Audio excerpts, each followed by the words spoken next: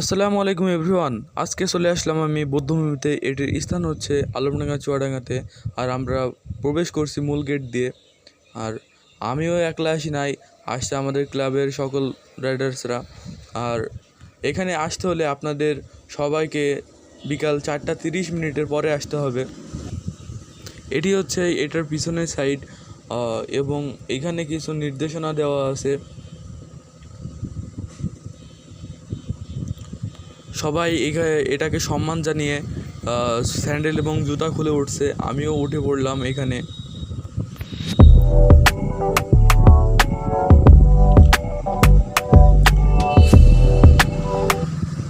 অনেক সুন্দর একটি জায়গা, আমি এখানে প্রথম আসলাম।